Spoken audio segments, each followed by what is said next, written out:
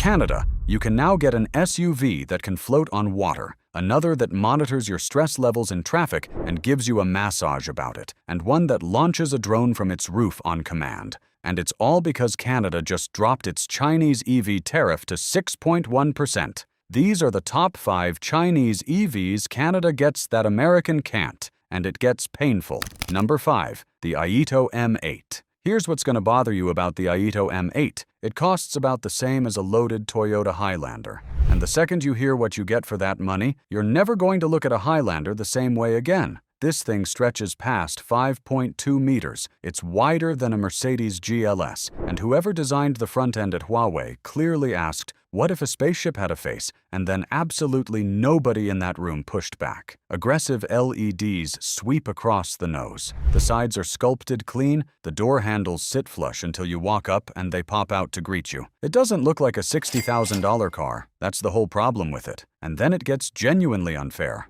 The M8 runs Harmony OS 4.0, Huawei's own operating system, and you control everything in this car with your voice. Climate, navigation, entertainment, all of it. And unlike every voice assistant you've ever screamed at from the driver's seat, this one actually works on the first try. You don't repeat yourself, you just talk and the car does it. Under the hood, you've got 530 horsepower and 620 kilometers of range, which means you're driving Toronto to Ottawa and back without once thinking about a charger. Nappa leather covers every surface. A 360-degree sound system wraps the cabin, and suddenly, the 401 feels like a concert hall. Does it sting a bit knowing Canadians can walk into a showroom and pick this up for Highlander money? It should, but hold that feeling, because number 4 is about to do something even more interesting. Number 4 doesn't charge at all, it swaps.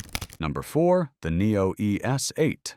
Neo looked at the 45-minute charging conversation that every EV owner has every single time they plan a road trip, and basically said, what if you just didn't do that? The ES8 is a full-size luxury SUV, 640 horsepower from dual motors, slim lights, hidden handles, that quiet, expensive presence that doesn't need to announce itself. It looks properly premium without trying too hard. But that's not why it's on this list. It's here because of battery swapping.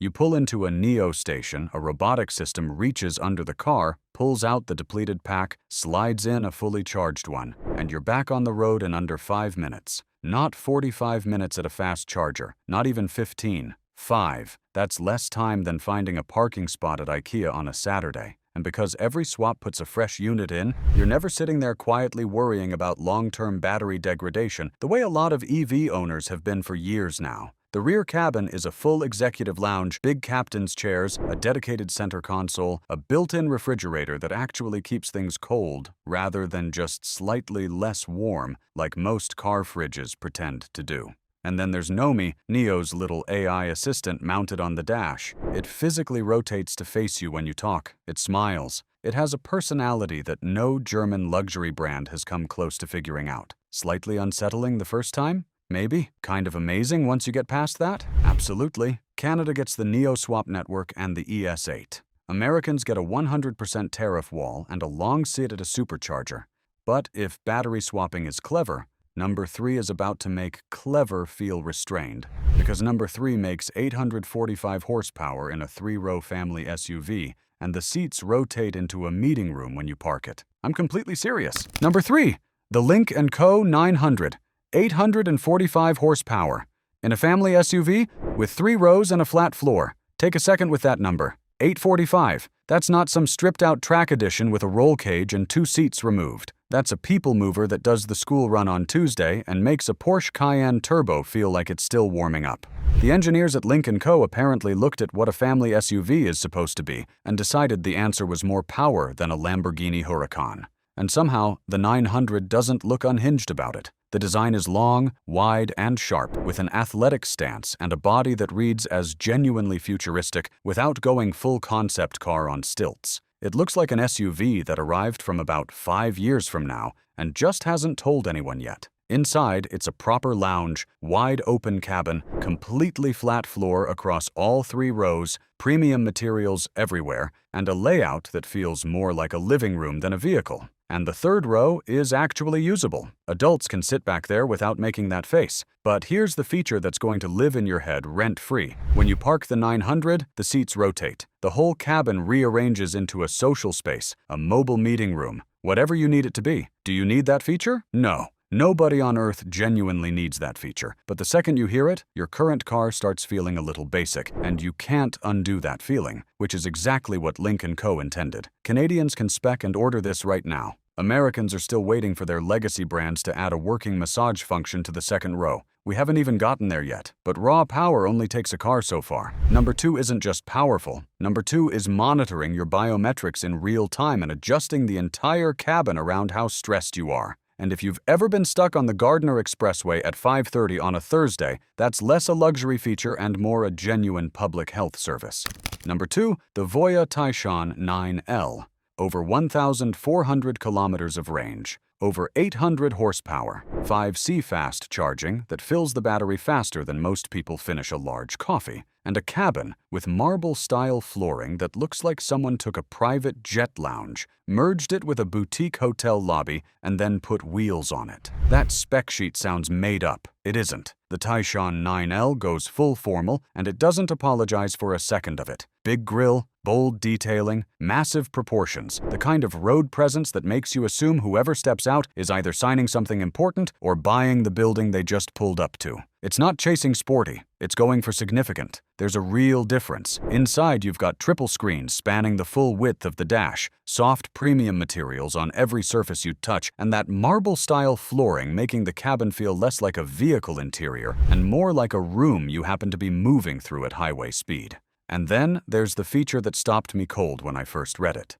The Taishan 9L monitors your heart rate and stress levels in real time while you're driving. And if traffic is doing what Canadian traffic does, sitting completely still on the 401 at rush hour on a Thursday evening, the car responds before you've even consciously registered that you're frustrated.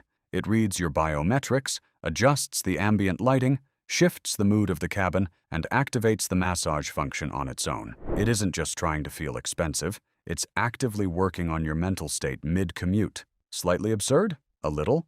Would you take it after 20 minutes in a construction zone on the 400? Without a single doubt. No North American automaker is anywhere near this as a production feature. Voya just built it into a luxury SUV you can buy in Canada right now, because the tariff wall keeping these cars out of America sits at 6.1% here, not 100%. But as impressive as the Taishan 9L is, it doesn't take the top spot, because number 1 can tank turn on its own axis, float on water, and launch a DJI drone from its roof on command, and I'm not stretching a single one of those 3 things.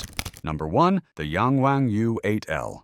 This is the floating one. And I genuinely still can't believe that's a real sentence about a production vehicle you can walk in and buy in 2026. The U8L is the extended version of the already completely unhinged Yangwang U8, and it looks like what happens when a G-Wagon gets exposed to serious technology money and nobody slows it down. It's 5.3 meters long, boxy in exactly the right way, sitting on massive wheels with a face that works just as well parked outside a 6-star hotel in downtown Vancouver as it does in the middle of a backcountry rescue operation. It isn't trying to be 2 different things. It just genuinely is 2 different things at the same time. 4 motors, 1 at each wheel, produce around 1,200 horsepower. And the car can do a full tank turn, a complete 360-degree rotation on a fixed point in a space barely bigger than the vehicle itself. Does that have any practical application in a parking lot in Mississauga? No. Is it completely spectacular every single time you watch it? And will you want to show every single person you know the moment you see it? Absolutely. The hydraulic suspension absorbs rough terrain and shows nothing. And if you blow a tire at highway speed, the system instantly stabilizes the car on the remaining 3 wheels and gets you safely to the shoulder. That's not a gimmick. That's engineering no other production SUV is currently offering. And then BYD apparently looked at all of that and decided it still wasn't enough, so the U8L comes with a sealed body and an emergency flotation system that lets it float in water for a meaningful amount of time. Not a concept vehicle, not a one-off prototype at an auto show. A car you can buy right now in Canada that will float if the situation ever calls for it. The engineers clearly received 0 notes about going too far. But the option that breaks the entire scale? The built-in DJI drone dock on the roof. The panel opens on command, the drone launches, films your drive from above in professional quality footage, returns to the dock, and recharges itself automatically. At that point, it's not really an SUV anymore. It's a tech-obsessed engineering project that also happens to seat passengers in full flagship luxury, leather everywhere, real wood trim, massive displays, and a heads-up display so large you almost forget you're looking through a windshield. Every car vehicle on this list agreed to play by some version of the normal rules. The U8L read those rules, nodded respectfully, and then launched a drone while floating in a lake. So which one hits the hardest for you? Drop your pick in the comments. I genuinely need to know whether it's the U8L floating on water or the Voya reading your stress levels that's doing the most damage. And subscribe, because the next video is already going to make this one look tame.